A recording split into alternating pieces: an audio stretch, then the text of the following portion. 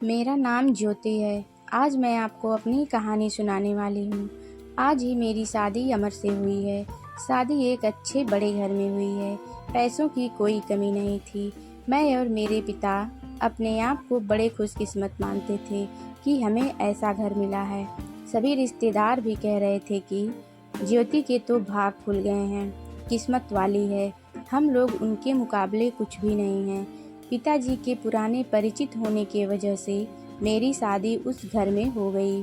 शादी के बाद मैं पहली बार उस घर में गई। घर में जाते ही मुझे पता चला कि वो लोग कितने बड़े हैं।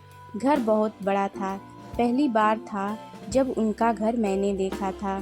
सब कुछ बहुत अच्छा था। सुहागरात का समय आ गया, लेकिन उसके पहले मेरी सास और ननद मुझे अकेले में ले गई।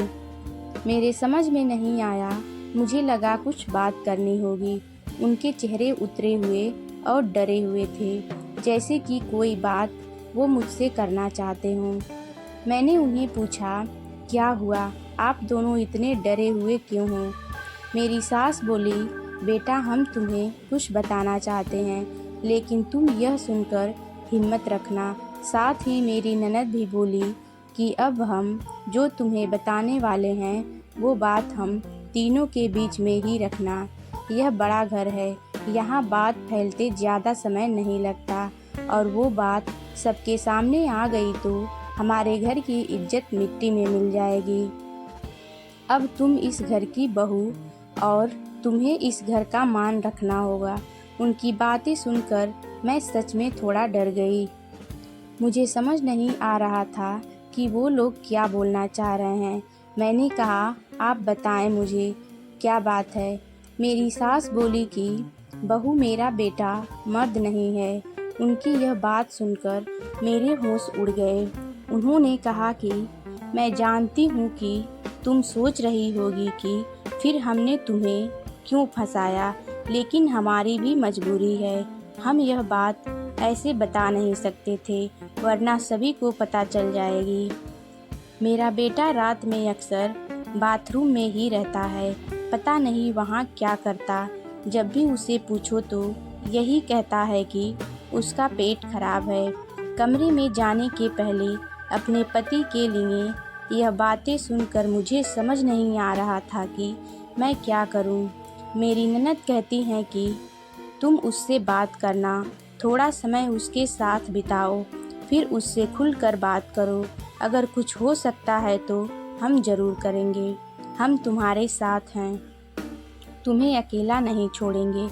सुहागरात वाली रात यह सब सुनकर मैं अपने कमरे में जा रही थी। मुझे अब डर लगने लगा था। मैं कमरे में यही सब सोच रही थी कि मेरे पति अमर कमरे में आए। कमरे का दरवाज़ा बंद किया और दरवाजे से ही पेट पर हाथ लगाते हुए आए। बिस्तर पर मेरी तरफ पीठ करके बैठे और बोले कि उनका पेट खराब है, और कुछ ही सेकंड में वो उठकर बाथरूम में चले गए। बिल्कुल वैसा ही हुआ जैसा कि मेरी सास ने मुझसे कहा था। पेट खराब हो तो थोड़ी देर बाद वो बाथरूम से बाहर आ जाते, लेकिन वो करीब 1 घंटे तक बाथरूम में ही रहे। मैं बाहर चुपचाप अपने बिस्तर पर बैठी रही। मैंने उन्हें आवाज़ भी नहीं दी। बस यही सब सोचते सोचते मैं बिस्तर पर लेट गई। करीब 2 घंटे बाद वो बाथरूम से निकले। मेरा अब उनसे बात करने का मन ही नहीं था। मुझे लगा कि मेरे साथ धोखा किया गया। वो भी चुपचाप अपने बिस्तर की साइड पर जाकर सो गए। सुबह मैं अपने आप को खुशकिस्मत मान रही थी और रात होते होते अपनी किस्मत को कोसने लगी। सुबह मैं जल्दी उठी और बाथरूम में गई। बाथरूम में जैसे ही गई मेरे होश उड़ गए, क्योंकि बाथरूम में एक नई नाइटी थी, साथ ही मेकअप का सामान। यह सब क्या था, मुझे समझ नहीं आ रहा था। एक ऐसे इंसान से मेरी शादी क्यों करवा दी? सुबह मेरी सास और ननद ने मुझसे पूछा, क्या हुआ बेटी रात में? मैंने कहा, वही जो आपने बताया था। यह कहकर मैं रोने लगी। मेरी ननद ने कहा, माँ मैं कह रही थी कि ऐसे किसी लड़की की ज़िंदगी खराब मत करो, लेकिन तुम सभी ने मेरी बात नहीं मानी। अब यह क्या ऐसे ही घुट घुट कर यहाँ रहेगी। मेरी सास बोली कि बेटा तू जो भी फैसला लेगी हम तेरे साथ हैं, लेकिन तुझे यह वचन देना होगा कि यह राज तेरे मुंह से नहीं निकलेगा। अगली रात फिर वो कमरे में आए। मुझे अब उनकी तरफ देखने का भी मन नहीं हो रहा था। मैं चुपचाप अपना बिस्तर करके अपनी साइड पर सो गई, क्योंकि अब बात करने को रखा क्या था। उन्होंने भी अभी तक कुछ बात नहीं की। उसकी वजह भी मैं जानती थी। थोड़ी देर में वो बिस्तर से उठे और फिर उठकर वो बाथरूम में चले गए। मैं समझ गई थी कि वो क्या करने गए हैं। थोड़ी देर बाद बाथरूम से चीज़ें गिरने की आवाज़ आने लगी। कुछ टूटने की थोड़ी देर बाद आवाज़ रुकी और इस बार वो जल्दी ही बाथरूम से बाहर आ गए। आकर बिस्तर पर सो गए। हमारे बीच कोई बात नहीं हो रही थी। मैं तो यह सोच रही थी कि मैं क्या करूं। यही सब सोचते सोचते नींद आ गई। सुबह जल्दी उठी और फिर मैं बाथरूम में गई, लेकिन इस बार बाथरूम में जब गई तो सब कुछ बिखरा हुआ था। नई नाइटी को फाड़ दिया था। मेकअप का सामान बिखरा हुआ था। बाथरूम में कचरे में एक कागज़ भी था जिस पर लिखा था टू माई ब्यूटीफुल वाइफ। मेरे मन में अब शक आया कि यह सामान और कपड़े कहीं मेरे लिए तो इन्होंने नहीं रखे। लेकिन फिर मैंने सोचा कि मेरी सास और ननद मुझसे झूठ क्यों बोलेंगी। अभी मैंने उनसे कुछ बात नहीं की। सुबह मेरी सास और ननद फिर मुझसे सहानुभूति जता रही थी। मुझे उनकी बातों से लगा कि वो चाहती हैं कि मैं अमर को छोड़कर इस घर से चली जाऊं। मुझे अब मेरी सास और ननद पर शक हुआ। मैंने घर की पुरानी नौकरानी से बात की। मैंने बातों बातों में उससे पूछा कि अमर कैसे हैं। वो बोली कि वो तो बहुत सीधे हैं। उनकी माँ और बहन तो चाहती थी कि उनकी शादी उनके बहन के पति के रिश्तेदार से हो। बहन और माँ तो बहुत कोशिश की, लेकिन उनके पिता नहीं माने और उनके दोस्त के परिचित यानी आप से शादी करवा दी। वो दोनों तो आपकी शादी के खिलाफ थे। कई दिनों तक घर में विवाद भी होता था, लेकिन तुम्हारे पति अमर ने कहा कि पापा जो बोलें वही करते हैं। मुझे अब पता चल गया था कि मेरी सास और ननद मुझे क्यों भगाना चाहते थे। इसलिए उन्होंने मुझसे झूठ कहा था। उन्होंने शायद अमर को कुछ कहा होगा। रात अब मैं अमर से बात करने का इंतज़ार कर रही थी। वो कमरे में आए तो उनका मुंह तो उतरा हुआ था। यह पहली बार था जब मैं उनसे बात करने वाली थी।